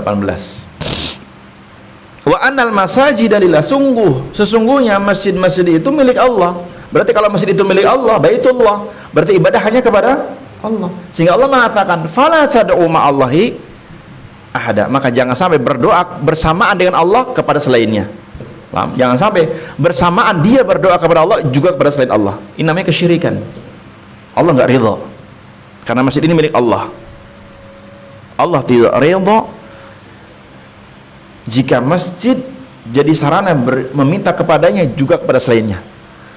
Mungkin ada orang berargumen gini, Ustadz, kalau masjid itu nggak boleh karena itu milik Allah, berarti boleh dong di bawah pohon, kan itu kan bukan masjid. Jawabannya gini, gampang. Kalau pohon itu bukan Allah yang menciptakan, silakan. Kalau pohon itu yang menciptakan syaitan, yang dimana orang itu menyembah syaitan, pohon dia nyembah syaitan, nyembah jin, pohon ini dibuat oleh syaitan, silakan, nggak masalah. Tapi ada nggak di muka bumi ini yang bukan ciptaan selain Allah? Ada nggak? Ada nggak sesuatu di bumi ini, di alam semesta ini yang bukan ciptaan Allah? Gampang Ustaz, jawabannya apa? Mikrofon bukan ciptaan Allah. Ya jawab, gampang lagi jawabnya. Siapa yang menciptakan pembuat mikrofon? Siapa? Allah. Siapa yang memberikan ilmunya untuk bisa bikin mikrofon? Allah Subhanahu wa ta'ala. Berarti kembali kepada Allah. Alhamdulillahi Rabbil Alamin. Segala puji, nikmat-nikmat semua milik Allah. Karena ya, di bumi manapun, di belahan manapun, di sudut manapun, kesyirikan tidak pernah diperbolehkan dan tidak pernah Allah mengizinkannya. Nah gitu. Nah, kenapa di sini Allah menyebutkan masjid khusus tempat ibadah? Tapi bukan berarti di luar masjid nggak boleh, enggak. Tetap nggak boleh dimanapun. Tapi di sini sebutan masjid apa? Masjid lazimah tempat ibadah. Karena kembali kepada surat At-Taubah juga, saya mengatakan sebagaimana firman Allah mengatakan, innama, sungguh hanya yang berhak memakmurkan masjid Allah orang yang beriman. Karena gini, orang kalau di dalam hatinya ada kesyirikan, apalagi dia memang murni menyekutukan Allah, masuk ke masjid, kira-kira mau nyembah Allah apa berbuat kesyirikan? Nah, kalau orang hatinya berbuat kesyirikan, masuk masjid itu nyembah Allah apa berbuat kesyirikan? Hah? Mungkinkah orang yang musyrik masuk ke masjid menyembah Allah? Nggak mungkin, kecuali dia beriman dulu. Sebagaimana sudah sederhana, orang kalau amalannya bid'ah memakmurkan masjid pakai apa kira-kira? Amalan sunnah apa amalan bid'ah kira-kira? Hah? Kalau orang amalannya bid'ah, dia punya masjid atau dia bangun masjid, kira-kira masjidnya dimakmurkan dengan amalan apa biasanya? Ya bid'ah juga, nggak akan jauh beda. Begitu juga orang yang berbuat kesyirikan. Karena yang berhak memakmurkan masjid Allah, orang yang betul-betul beriman kepada Allah, beriman kepada hari akhir. Kenapa? Karena hari akhir, hari pembalasan, yang dia yakin kalau dia memakmurkan masjid tidak sesuai dengan petunjuk, dia akan celaka di hari kiamat. Karena di antara buah dari beriman kepada hari kiamat, dia beribadah dengan sesungguhnya supaya tidak celaka. Ya kan? Buah dari beriman kepada hari kiamat, dia beramal dengan sesungguhnya supaya amalannya tidak tertolak dan tidak celaka di hari kiamat. Makanya man amana billah wal yaumil akhir wa aqama shalah, dan betul-betul dia memakmurkan masjid untuk menegakkan salat, menegakkan ibadah, dan walam yakhsha illallah, dan dia tidak takut kecuali hanya kepada Allah. Takutnya hanya kepada Allah. Nah, sehingga di akhir ayat Allah mengatakan fa'asa ayyakunu minal muhtadin, maka diharapkan dia termasuk orang-orang yang mendapat petunjuk dari Allah Subhanahu wa taala. Nah, maksud dari beriman kepada Allah meliputi 4 hal: beriman kepada wujudnya, rububiyahnya, uluhiyahnya, asma sifat. Kaitannya masuk. Tidak hanya sing penting yakin, enggak. Karenanya kalau kita membahas secara penamaan istilah takmir itu dari asal kata apa yang paham bahasa Arab? Ta'mir, bukan takmir ya, ta'mir dari kata ammara yu'ammiru, memakmurkan. Ta'mir, kemakmuran. Maka secara penamaan takmir itu siapa? Takmirul masjid, siapa maksudnya? Yang memakmurkan apa? Pengurus masjid. Takmir itu pengurus masjid atau yang memakmurkan masjid? Yang memakmurkan masjid. Makanya ironis di zaman sekarang, takmir tapi ratau ning masjid. Ustaz dia takmir, nggak ratau ketok masjid kok. Karena makna takmir itu apa? Orang yang memakmurkan masjid. Karena orang jahil tidak berhak, orang jahil apalagi musyrik tidak berhak. Baik.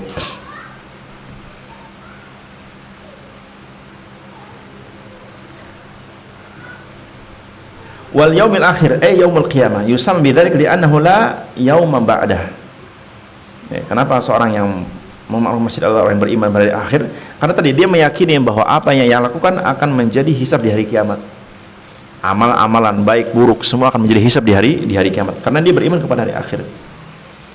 Wa ataz zakah wa aqama shalah, dia menunaikan salat. Karena orang yang selamat di hari kiamat orang yang salat. Yang tidak salat celaka. Maka lihat ketika Allah menyebutkan orang-orang yang masuk neraka, dikatakan ma salakakum fi saqar, kenapa kalian masuk neraka saqar? Apa jawaban mereka? Qalu lam nakum minal musallin, kata mereka dulu kami tidak menegakkan sholat, dulu kami tidak mengerjakan sholat. Karena yang mungkinkah orang yang tidak mengerjakan sholat memakmurkan masjid? Nggak mungkin. Wa aqama shalah wa ataz zakah, menunaikan zakat. Karena sholat hak Allah untuk diibadahi, sedangkan zakat hak fakir miskin, dan itu juga perintah Allah Subhanahu wa taala. Walam yakhsha illallah, dan dia tidak takut kecuali hanya kepada Allah. Ini hasr, pembatasan, takutnya hanya kepada Allah. Itsbat dan nafyu. Itsbatnya illallah, nafyunya apa? Selainnya. Ia nafikan ketakutan kepada selain Allah. Sama seperti la ilaha illallah. Nah, karena ya di sini kata ulama mengatakan kalimat yakhsha itu lebih tinggi dari khauf. Yakhsha, khasyah sama khauf itu maknanya lebih dalam khasyah. Kalau mengatakan kalau khauf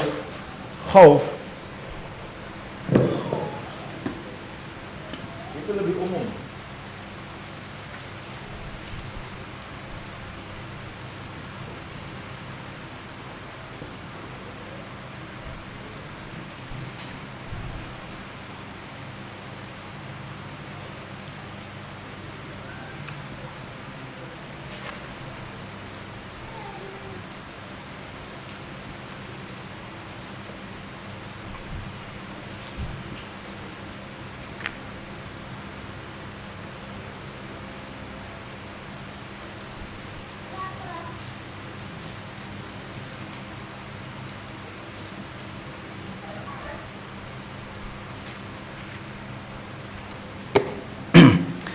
Jadi kalau khauf itu maknanya takut, tapi lebih umum, meliputi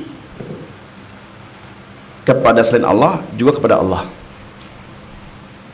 Sedangkan khasyah takut khusus, yang itu hanya kepada Allah. Karena ya al-khasyah, para mengatakan al-khasyah, takut itu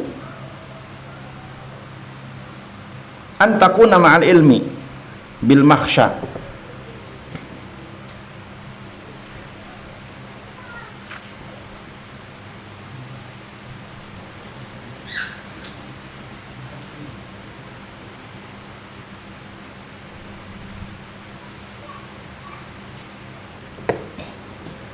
Jadi kalau khasyah itu apa namanya, takut atas dasar ilmu terhadap yang ditakuti, al-makhsya, yang ditakuti maksudnya Allah. Dia takut kepada yang ditakuti, itu Allah, dengan ilmu.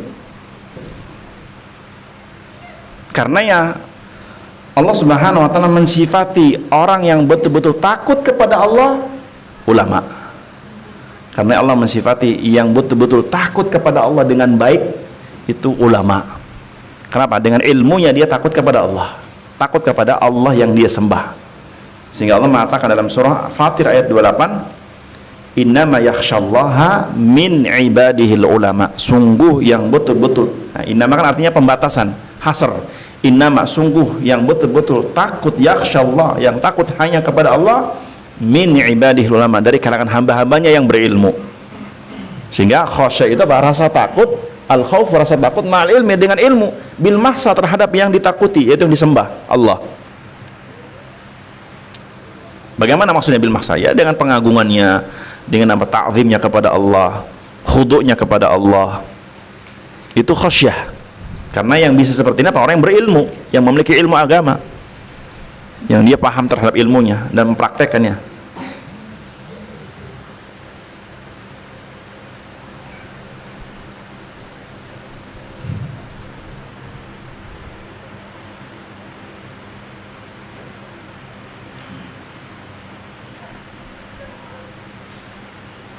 Jadi khauf itu lebih umum ya, umum. Maka tadi khauf masuk juga ranah tabi'i kan, takut kepada anjing, khauf. Ini kalau takut kepada anjing itu bahasanya apa? Khauf, bukan khasyah. Ana khasyah sama anjing, salah. Ana khauf, takut sama anjing. Kalau sama Allah bahasanya apa? Khasyah. Ana apa? Ana khasyah ilallah. Ya, kepada anjing itu khauf, kepada orang gila khauf, kepada istri khauf apa khasyah? Dua-duanya. Waduh, antum ini mbah. Enggak, satu aja. Khauf. Ustaz, apa masuk? Iya, surah An-Nisa. Fa in khiftum, jika kalian takut. Khiftum ada kata khaufa, ya khaufu. Khiftum, khaufu. Ya sih, takut tidak berani, enggak berani nikah yang kedua kan, takut. Macam-macam takutnya. Tapi khaufnya umum. Takut istrinya, takut mertuanya, takut orang tuanya, takut memang nggak mampu gitu kan, itu kan takut. Makanya bentuknya khauf umum.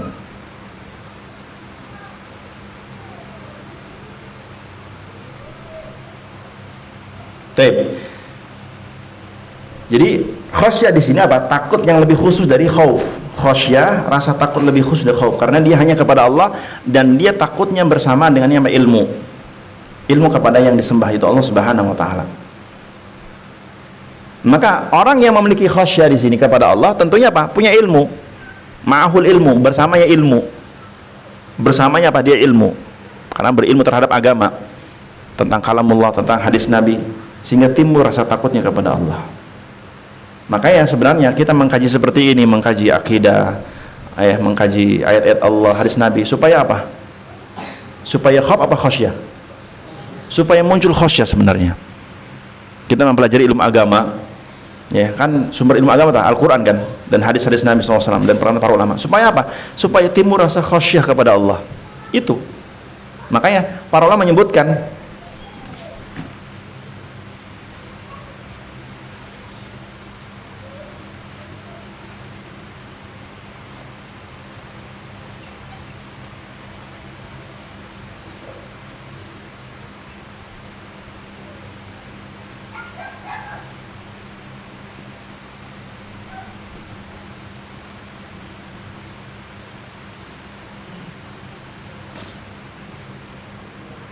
Jadi saya ulangin, jadi di antara tujuan kita mempelajari agama Allah, membahas kalamullah, Al-Quran, membahas hadis Nabi, agar muncul di hati kita khasyah, rasa takut, takut kepada Allah. Karenanya ada ungkapan para ulama, innamal ilmu al-khasyah, sungguh ilmu itu intinya rasa takut kepada Allah. Maka semakin orang berilmu, semakin takutnya tinggi kepada Allah. Paham sini? Semakin dia berilmu, semakin tinggi rasa takutnya kepada Allah. Karena yang pernah mengatakan sebagai ungkapan innamal ilmu al khasyah, sungguh inti ilmu agama apa? Ada padanya rasa takut kepada Allah. Innamal ilmu al khasyah, sungguh ilmu agama itu intinya rasa takut kepada Allah.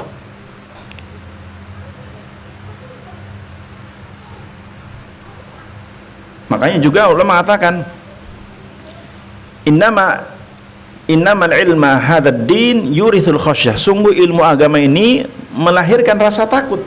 Yurithul khasyah, melahirkan rasa takut di hati seorang hamba. Karena apa? Jika ilmu agama dipelajari dengan baik, dengan benar, dengan guru yang benar, insya Allah akan melahirkan rasa takut di hati ini, rasa takut yang jadinya khasyah. Kenapa? Dia melajari ilmu. Ketika membahas ayat ini mamanya, bertambah rasa takutnya hanya kepada Allah, dan terkikislah rasa takut kepada hal-hal yang tidak berhak ditakuti.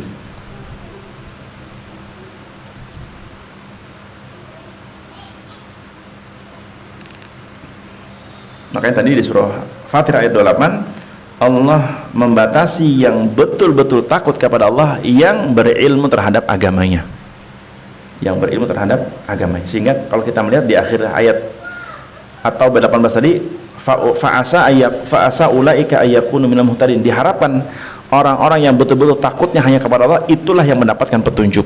Dari siapa? Dari Allah.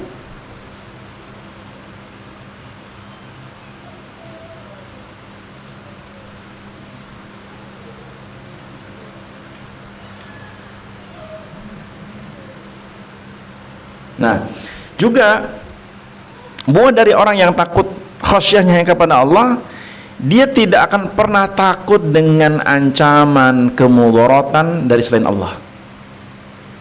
Dia tidak akan pernah takut dengan ancaman kemudaratan apapun dari selain Allah. Mau ngancam dibunuh, ini tidak takut. Kenapa? Karena kalau Allah tidak mentakdirkannya, tidak akan terjadi. Iya, iya kan? Pembunuhan terhadap saya, Anda semuanya pun, kalau Allah tidak mentakdirkan, terjadi nggak? Nggak akan terjadi. Dan itu akidah, dan itu apa? Pegangan ilmu kita. Makanya Allah berfirman dalam surah At-Taubah ayat 51. Kalau ini kan 18. Jadi 51 Allah berfirman, Qul lan yusibana illa ma kataballahu lana huwa maulana wa'adallahi falyatawakkalul mu'minun. Kul, katakan ya Rasul kepada manusia, terutama orang yang beriman, lan yusibana, sekali-kali musibah tidak akan menimpa kami, tidak akan terjadi kepada kami, illa, melainkan ma kataballahu lana, kecuali musibah itu telah Allah tetapkan buat kami, pasti terjadi. Huwa maulana, Allah lah pelindung kami. Ma kataballahu lana huwa maulana, karena Allah lah pelindung kami. Sehingga di akhir ayat Allah mengatakan wa 'alallah, dan hanya kepada Allah lah falyatawakkalul mu'minun, bertawakal orang beriman. Makanya bab setelah ini kita bahas bab tawakal.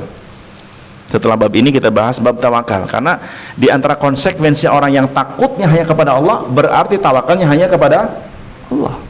Bab setelah ini bab tawakal insyaallah. Karena buah dari orang yang rasa takutnya hanya kepada Allah, otomatis tawakalnya hanya kepada Allah. Maka juga sama, kalau orang takut kepada selain Allah, berarti dia ada tawakal kepada selain Allah enggak? Iya. Dia menyandarkan manfaat mudarat kepada selain Allah, maka dia tawakal kepada selain Allah, dan itu apa? Syirik. Karena orang yang takutnya hanya kepada Allah, maka tawakalnya pun hanya kepada Allah. Maka tadi di surah At-Taubah ayat 51, wa 'alallah, di akhir ayat, wa 'alallah, dan hanya kepada Allah lah falyatawakkalul mu'min, bertawakalnya orang-orang beriman, hanya kepada Allah, tidak kepada selainnya. Makanya ketika Nabi menasihati sahabat Ibnu Abbas yang masih kecil, usia mungkin 10 tahunan lebih, ketika beliau bersama Abdullah bin Abbas dalam satu tunggangan keledai, ya, yang disebut nama keledai yang Umair. Beliau mengatakan, ya gulam, inni u'allimuka kalimatin, aku hendak mengajarimu beberapa kalimat. Di antaranya, ihfadillah yahfadhha, jagalah Allah, niscaya Allah akan menjagamu. Maksudnya menjaga Allah di sini apa? Menjaga syariat Allah. Dengan apa? Dengan mengamalkannya. Ihfadillah tajidhu tujahak, jagalah Allah, maka kau akan mendapati Allah berada di hadapanmu. Kemudian, idza sa'alta fas'alillah, jika kau minta, mintanya kepada Allah. Wa idza sta'anta fasta'in billah, jika kau minta pertolongan, mintalah kepada Allah. Nah, di akhir hadis Nabi mengatakan, wa'lam, ketahuilah wahai Ibnu Abbas, annal ummah, jika umat, apa umat itu? Manusia yang berkumpul, ijtama'u, mereka berkumpul ala an yadurruka bi syai'in lam yadurruka bi syai'in illa qad kataballahu alaik. Ketahuilah, jika sekelompok manusia berkumpul untuk mencelakaimu, berkumpul untuk sepakat membunuhmu, maka pembunuhan, kecelakaan tidak akan menimpamu kecuali yang telah Allah tetapkan atas dirimu. Pasti terjadi. Kalau tidak ditetapkan, tidak akan terjadi. Iya kan? Kalau Allah tidak menetapkan, tidak akan terjadi, meskipun orang sudah berkumpul. Dan sebaliknya, law ijtama'u, jika mereka berkumpul ala an yanfa'uk, berkumpul untuk memberikan manfaat, ngasih bantuan, orang berkumpul untuk ngasih bantuan, tapi Allah tidak menetapkan bantuan itu sampai kepada kita mamanya, atau kepada seseorang, sampai nggak kira-kira? Nggak akan sampai. Lan yanfa'uka illa bi syai'in qad kataballahu, ya, yang akan sampai kepadamu hanya manfaat yang telah Allah tetapkan untuk dirimu. Allahumma la mani'a lima a'taita wa la mu'tiya lima mana'ta. Ya kan? Dikir apa itu? Dikir habis sholat. Ya kan? Allahumma la mani'a lima a'taita wa la mu'tiya lima mana'ta wa la yanfa'u dzal jaddi minkal jaddu.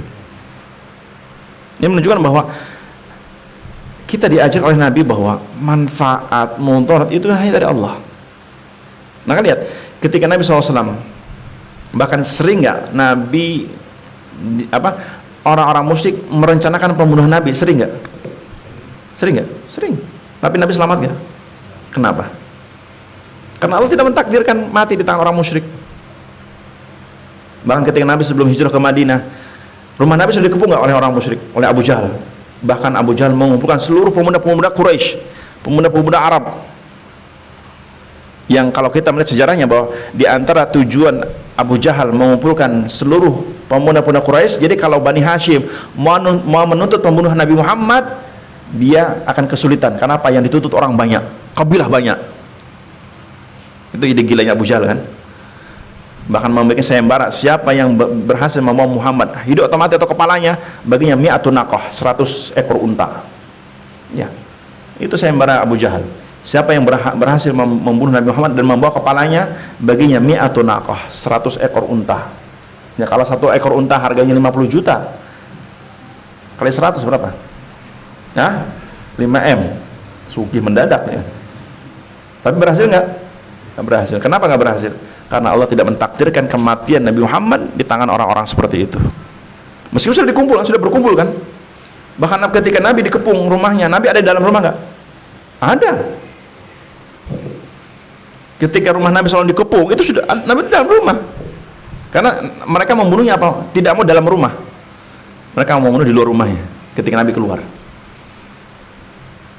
Wa makaru wa makarallah wallahu khairul makirin. Orang-orang kafir membuat makar, Allah pun membuat makar, dan makar Allah jauh lebih indah. Maka kan pun bikin makar kan dengan mengumpulkan semua orang pemuda Quraisy mengepung rumah Nabi. Nabi ketakutan enggak? Akhirnya apa? Nabi perintahkan kepada Allah perintah Nabi Muhammad untuk menaburkan apa? Pasir atau debu depan rumahnya. Semua tertidur, keluar dengan santai tanpa ada rasa takut. Ya. Sampai ketika dikejar di gua mana? Gua Thur. Itu kan Nabi di bawahnya. Sama-sama sahabat Abu Bakar ketakutan kan? Dan Allah menenangkan beliau Nabi SAW, la tahzan innallaha ma'ana. Allah bersama kita. Padahal kalau secara logika, seandainya orang-orang musyrik mereka lihat ke kaki mereka, akan mereka dapati Nabi Muhammad dan sahabatnya Abu Bakar di bawahnya, pasti ditangkap. Tapi Allah tidak mentakdirkan kepala mereka ke bawah. Semua apa? Allah yang mentakdirkan. Wa makaru wa makarallah. Itulah orang-orang yang beriman. Rasa takutnya hanya kepada Allah. Sehingga mudarat dari selain Allah atau ancaman mudarat dari selain Allah tidak perlu takut. Kenapa? Karena jika Allah tidak mentakdirkan, tidak akan terjadi. Kalau mentakdirkan pasti terjadi. Meskipun dia mengelak untuk kabur, pasti terjadi.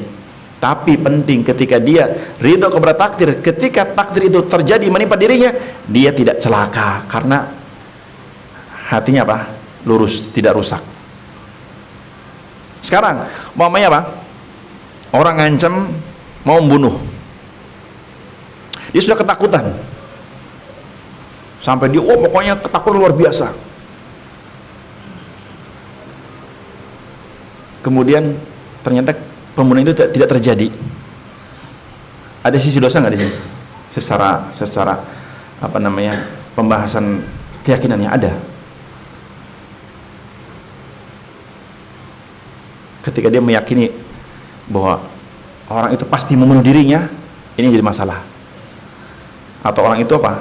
Pasti memudaratkan dirinya, ini jadi masalah. Meskipun mudarat itu tidak terjadi. Ini permasalahan apa? Hati penentunya. Ya. Itu ayat yang kedua. Jadi korelasi di sini bahwa menjadikan orang yang takut hanya kepada Allah yang berhak memakmurkan masjid-masjid Allah. Ayat yang ketiga. Belum zuhur kan? Zuhur jam 12. Baik. Ayat yang ketiga yang dibawakan Syekh, wa qaluhu ta'ala, surah Al-Ankabut ayat 10. Wa minan nasi may yaqulu amanna billah fa idza udhiya fillahi ja'ala fitnatan nasi ka'adzabillah.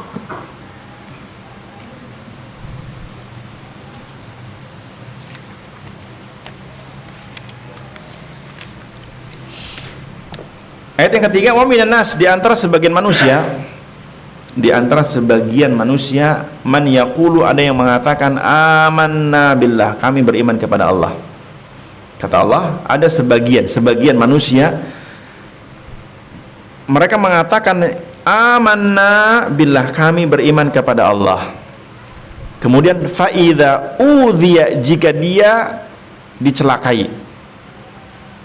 Ya, artinya apa? Jika dia celaka atau disakiti oleh orang-orang musyrik karena keimanannya kepada Allah, ya, dia disakiti atau dia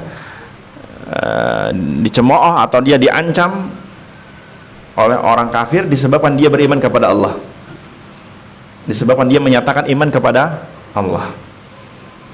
Ja'ala fitnatan nasi ka'adzabillah, ia menjadikan atau ia menganggap fitnah manusia sebagai bagian dari azab Allah. Bahaya nggak ini? Bahaya nggak? Jadi ada sebagian manusia menyatakan beriman kepada Allah, tapi ketika diuji oleh Allah disebabkan imannya kepada Allah, dia meyakini fitnah tersebut atau ujian dari manusia tersebut itu bentuk azab Allah. Itu bentuk apa? Azab Allah. Kalau kita melihat kelanjutan ayatnya di sini, ya hanya potongan aja ya. Sebentar, di surah Al-Ankabut ayat 10.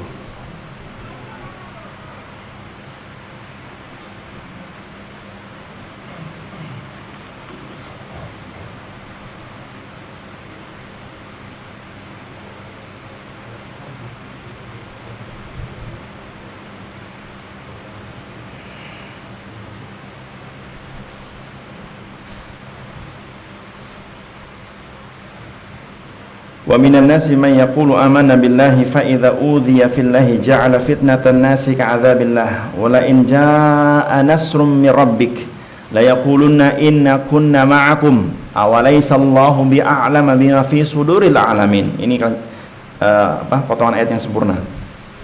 Di sini hanya potongan sebagian aja. Jadi maknanya bahwa Dan di antara manusia ada sebagian yang mengatakan kami beriman kepada Allah, tetapi apabila dia disakiti oleh orang lain, oleh orang kafir, karena dia beriman kepada Allah, dia menganggap cobaan manusia sebagai siksaan Allah. Dan jika datang pertolongan dari Rabbnya, dari Rabbmu, niscaya mereka akan mengatakan sesungguhnya kami bersama engkau. Maksudnya engkau di sini apa? Kepada Nabi Muhammad. Bukankah Allah lebih mengetahui apa yang ada dalam dada mereka semua? Jawabannya iya. Paham maksudnya? Maksudnya di sini bahwa ada sebagian orang-orang, tentunya di awal-awal keislaman, yang dia menyatakan lisannya di hadapan orang beriman, kami beriman kepada Allah. Tapi ketika diuji oleh orang-orang kafir disebabkan dia beriman kepada Allah, dia mengatakan ini azab Allah buat kami. Menyandarkan ini azab Allah buat kami. Paham? Tapi jika datang pertolongan, nah, jika pertolongan Allah datang kepada mereka, mereka mengatakan sesungguhnya kami bersama engkau, kami bersama kalian, bersama orang beriman. Kalau di sini maksudnya bersama Nabi SAW. Innama kunna ma'akum, kami bersama kalian, kami ikut golongan kalian. Awalaysallahu bi'alama fi suduril alamin, bukankah Allah tahu apa yang ada di dada oleh banyak manusia? Iya, Allah mengetahui seluruh yang ada di dada manusia. Nah, apa korelasi dari ayat ini terhadap pembahasan bab kita?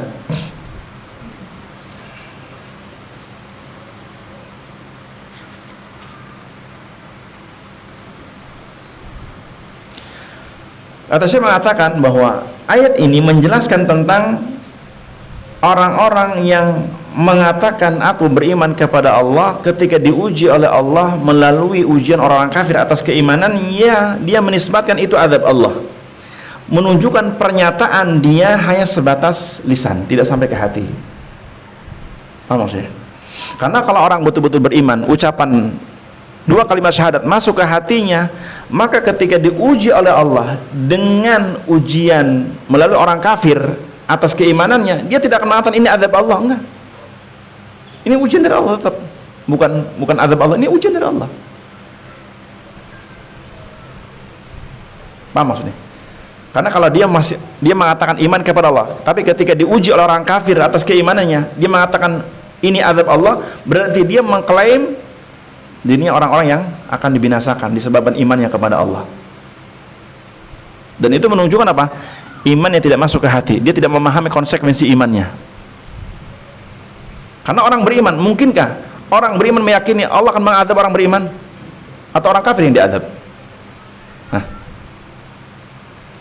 Allah mengadab orang beriman atau orang kafir?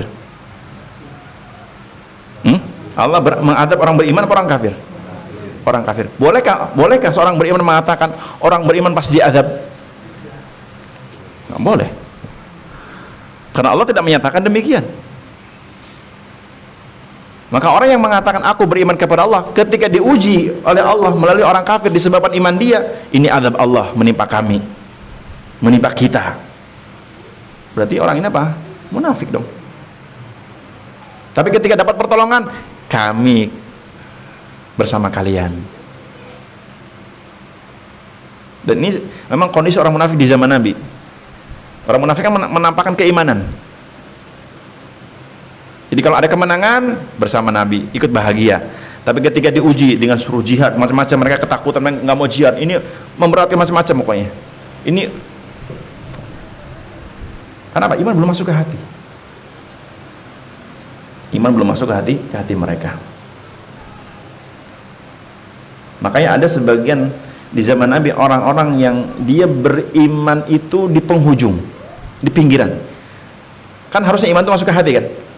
Lihat ketika ada orang Arab Baduin datang kepada Nabi mengatakan kami beriman, Allah membantah bahwa kalian tidak atau belum beriman, kalian baru masuk Islam gitu kan. Di surah apa? Surah Al-Ahzab, surah Al-Hujurat. Allah menyebutkan di surah Al-Hujurat ayat 15 tentang orang-orang Arab Badui yang mereka menyatakan iman di hadapan Nabi padahal mereka belum beriman. Ya, di surah Al-Hujurat ayat 14 ayat 14. Qalatil a'rabu amanna Berkatalah orang-orang Arab menemui Nabi, orang Arab menemui Nabi dan mengatakan, amanna, kami telah beriman wahai Rasul. Allah membantah, karena Allah tahu yang ada pada dada mereka, hati mereka kan. Allah membantah dengan mengatakan, kul, katakan ya Rasul kepada mereka, lam tu'minu, kalian belum beriman. Allah tahu kan di hati mereka. Apa sebabnya? Walakin qulu aslamna, tapi katakan kami baru masuk Islam. Kenapa mereka disanggah bahwa mereka belum beriman, hanya baru masuk Islam? Masalahnya, sebabnya walam yadkhulul imanu fi qulubikum, karena iman belum masuk ke hati kalian. Iman baru apa? Di pernyataan lisan. Maka ucapan seperti tadi, ucapan seperti kami beriman ketika diuji oleh Allah karena keimanannya, dia mengatakan ini azab Allah. Tidak demikian orang yang betul-betul beriman, yang iman termasuk, tidak demikian. Ya, menunjukkan imannya belum masuk ke hati. Walakin qulu aslamna, katakan kami baru masuk Islam. Walam yadkhulul imanu fi qulubikum, karena iman belum masuk ke hati kalian. Wa in tuti'ullah, tapi jika kalian taat kepada Allah, wa rasulahu, taat kepada rasulnya, la yalitkum min amalikum syai'a, Allah tidak akan menyanyiakan amal kalian sedikit pun. Nah, ada ayat yang lain yang menjelaskan tentang kondisi orang seperti ini, seperti namanya di surah Al-Hajj ayat 11. Seperti di surah Al-Hajj ayat 11. Allah menyebutkan tentang kondisi orang-orang yang seperti dibahas dalam ayat ini, Al-Ankabut. Kata Allah di surah Al-Hajj ayat 11, wa minan nasi man ya'budullaha ala harfin fa in asabahu khairun ithma'anna bih wa in asabathu fitnatun inqalaba ala wajhihi khasirad dunya wal akhirah dzalika huwal khusranul mubin. Nah, Allah menjelaskan ada orang yang seperti disebutkan dalam surah Al-Ankabut ini, yang kata Allah tentang orang seperti ini, wa minan nas, di antara manusia, man ya'budullaha ala harf, dia menyembah Allah, dia beribadah ke Allah, tapi hanya di penghujung aja, di penghujung, di pinggiran, maksudnya hanya di pernyataan saja, nggak masuk ke hati. Lisannya menyatakan diri beriman kepada Allah, sehingga Allah menguji mereka dengan nikmat dan kesusahan kan tentunya, karena ujian kebaikan dan keburukan. Allah menguji seseorang apa? Dengan kebaikan dan keburukan kan. Allah mengatakan fa in asabahu khairun, jika dia mendapatkan kebaikan, itma'anna bih, baru hatinya tenang. Ya. Hijrah, wah, rezekinya lancar, tenang dia. Hijrah, susah rezekinya, menyalahkan Allah. Ya Allah, harusnya aku sudah hidup tuh, harusnya ini macam materi lagi ujungnya. Kata Allah, kalau dia mendapatkan kebaikan, baru tenang hatinya, bahagia. Wa in asabatu fitnatun, tapi ketika tertimpa ujian, musibah, ditimpa cobaan, apa yang terjadi? Inqalaba ala wajhih, dia berbalik ke belakang. Jadi merasa celaka, merasa ini azab Allah. Maka orang yang seperti ini Allah katakan khasirat dunya wal akhirah. Orang seperti ini apa? Rugi dunia akhirat. Karena dia hanya menyatakan iman secara lisan, tidak sampai ke hati. Dzalika huwal khusranul mubin, itulah kerugian yang sangat nyata. Berarti orang seperti ini munafik apa mukmin? Munafik. Orang yang menyandarkan rasa takutnya kepada selain Allah, apalagi ketika takut diancam oleh orang kafir gini-gini, dan dia mengatakan hal-hal yang tidak sepantasnya mengatakan, maka apa? Ini kemunafikan. Ini adalah bentuk kemunafikan. Jadi beriman hanya di penghujung. Ya, jadi intinya apa? Dia menyatakan iman kepada Allah. Ketika orang-orang beriman disiksa, dia mengatakan ini azab Allah karena kita beriman. Akhirnya dia masuk orang-orang kafir, munafik. Tapi ketika orang beriman mendapat kemenangan, kami bersama kalian. Kami ini konco kalian. Lah mana ketika diuji, kau mana kau mengatakan ini azab Allah? Kan orang munafik di zaman Nabi, ketika disuruh perang mereka pergi lari. Ketika Nabi dan para sahabat menang dan peperangan dapat ghanimah, datang pengen dapat bagian. Orang munafik. Orang-orang munafik. Sudah tur? Monggo adzan dulu. Wassallallahu wasallam ala Muhammad wa ala alihi. Mana muadzinnya? Sudah masuk tur kan?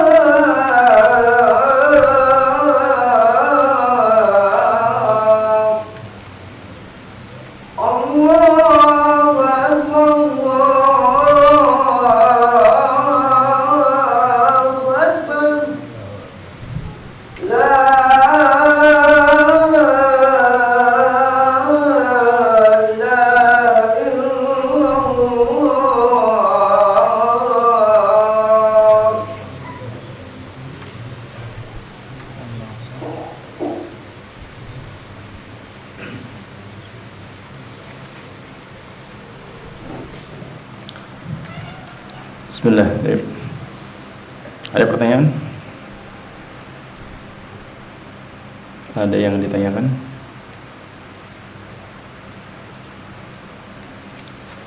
Sebelum kita lanjutkan sedikit. Ada? Nggak ada. Kita lanjutkan sedikit. Jadi tadi bahwa surah Al-Ankabut ayat 10 menjelaskan tentang orang-orang yang terjangkiti kemunafikan, yang berimannya hanya sebatas di lisan. Ketika diuji oleh Allah atas keimanannya, dia tersakiti oleh orang-orang kafir, dia mengatakan ini azab Allah. Dia merasa menjadi orang beriman kehinaan, sehingga dia mengatakan ini azab, karena azab itu kehinaan. Maka ketika dia menyatakan iman tapi diuji, dia merasakan ini azab, dia merasa hina dengan keimanannya, dan itu kemunafikan. Karena hakikatnya orang beriman seluruh kondisinya baik, sampai pun musibah itu zahirnya buruk, tapi ketika dia memahami dengan baik, itu apa? Kebaikan. Sebagaimana Nabi mengatakan dalam hadis riwayat Imam Muslim, ajaban li amril mu'min inna amrahu kullahu lahu khair. Sungguh menakjubkan urusan beriman itu seluruhnya menjadi kebaikan. Wa laisa dzalika illa lil mu'min, dan itu hanya dimiliki orang beriman saja. Dan cirinya dua. Yang pertama, idza asabatu sarra'u syakara, dia mendapatkan kenikmatan, dia bersyukur kepada Allah, bertambah ibadahnya kepada Allah. Tapi ketika diuji pun, wa idza asabathu dharra, jika tertimpa kemudaratan, sabar, dia bersabar, tetap beriman, tetap berhusnudzon kepada Allah. Tidak tidak suudzon kepada Allah, ini azab Allah, enggak. Maka jika orang beriman suudzon kepada Allah bahwa Allah akan mengazab orang beriman, ini bentuk suudzon, bentuk akhlak yang buruk kepada Allah. Jika orang beriman menyangka, atau orang yang menyatakan iman menyangka bahwa Allah akan mengazab orang beriman, ini bentuk suudzon, menunjukkan iman yang tidak benar atau tidak masuk ke hati. Dan orang yang betul-betul beriman tidak akan mungkin berbuat demikian, kecuali orang yang terjangkiti kemunafikan. Karena orang beriman takutnya hanya kepada Allah Subhanahu wa taala. Dan memang ada sebagian orang-orang yang ibadahnya hanya di penghujung, ibadahnya hanya di tepian. Jadi kalau kaum muslimin dapat kebaikan, dia masuk nimbrung. Kalau kaum muslimin dikucilkan, dia ikut barisan orang munafik. Kan ada orang seperti itu kan. Ketika kaum muslimin diuji, dia malah ikut-ikut memusuhi kaum muslimin, ikut barisan orang munafik. Ya. Bahkan sebagian ada yang parah lagi, ikut barisan orang kafir. Ngakunya muslim, tapi dia barisan orang kafir. Tapi ketika kaum muslimin menang, kami bersama kalian. Kami ini orang kalian. Kan munafik itu. Sangat membahayakan. Karena Allah menyebutkan dalam Al-Quran bahaya orang munafik itu sangat bahaya ketimbang orang kafir. Ibaratnya adalah musuh dalam selimut, yang dia menyandarkan takutnya hanya kepada selain Allah. Kemudian memang iman itu pasti diuji. Pernyataan iman seorang hamba itu pasti diuji, tidak mungkin tidak diuji. Maka ketika orang beriman diuji oleh Allah, maka dia tidak takut terhadap musibah yang tidak takut atas musibah yang akan terjadi, dan tidak perlu bersedih atas musibah yang telah terjadi. Karena ujian itu pasti satu keniscayaan. Bahkan kalau kita melihat dalam sebuah hadis bahwa orang yang paling berat ujian itu siapa? Para nabi kan. Dan nabi pimpinan orang-orang yang beriman. Dan memang Allah pun menyatakan dalam surah Al-Ankabut juga di ayat kedua, ayat ketiga, Allah mengatakan ahasiban nasu ayyutraku ayyaqulu amanna wa hum la yuftanun. Apakah manusia mengira akan dibiarkan begitu saja oleh Allah ketika dia menyatakan aku beriman kepada Allah, tidak akan diuji? Jangan kau kira demikian. Sama ketika orang menyatakan aku hijrah. Apakah pernyataan aku hijrah tidak akan diuji oleh Allah? Diuji. Kekurangan harta, mungkin penghasilan tidak seperti ketika belum hijrah. Sebelum hijrah penghasilan 20 juta, 30 juta, habis hijrah cuma 2 juta. Diuji oleh Allah. Pasti diuji materi, pasti diuji. Tapi dengan ujian itu dia bertahan apa tidak dalam hijrahnya. Maka ada sebagian artis kan, ketika dia hijrah, masya Allah, baik. Setelah diuji dengan sedikit kekurangan harta, dia pengen balik lagi dan balik lagi gitu. Ada nggak? Ada. Dia menyangka bahwa materi segala-galanya. Makanya ketika orang menyatakan dari hijrah, kemudian tidak membentengi dengan ilmu, tidak menyibukkan dengan ilmu, dia bisa kembali. Ya, entah itu hijrahnya dari tadinya mungkin lalai, masih dalam ranah Islam, dia lalai kemudian taat, atau dulunya kafir masuk Islam. Jika ketika masuk Islam dia tidak menyibukkan belajar agama, mempelajari akidahnya, bisa murtad. Bisa murtad. Sangat bisa murtad. Karena ya Allah akan menguji orang-orang yang menyatakan beriman. Bahkan Allah mengatakan ayat ketiga, walaqad fatanna alladziina min qablihim, sungguh kata Allah kami telah menguji orang-orang sebelum mereka yang menyatakan iman. Fala ya'lamannallahu alladziina shadaqu, karena dengan ujian tersebut Allah hendak melihat siapa yang jujur dalam beriman, wala ya'lamannal kadzibin, dan siapa yang berdusta dalam keiman. Allah diuji. Makanya ketika datang ujian itu memfilter. Ujian itu filter sebenarnya. Siapa yang betul-betul beriman, siapa yang pura-pura beriman. Makanya ujian itu ketika datang akan kelihatan orang ini betul-betul beriman atau tidak. Apa maksudnya? Tapi kalau nggak ada ujian, semuanya KTS sama, gitu kan? Ya kan?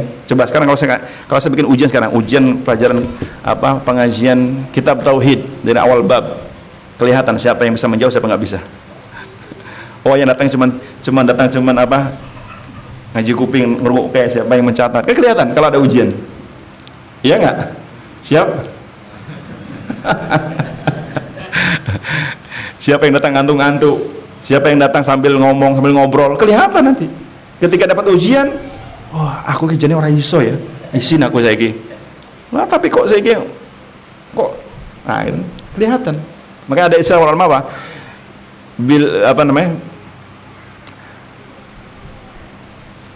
Bil ikhtibari yuhanu wa yukramu asyakhs.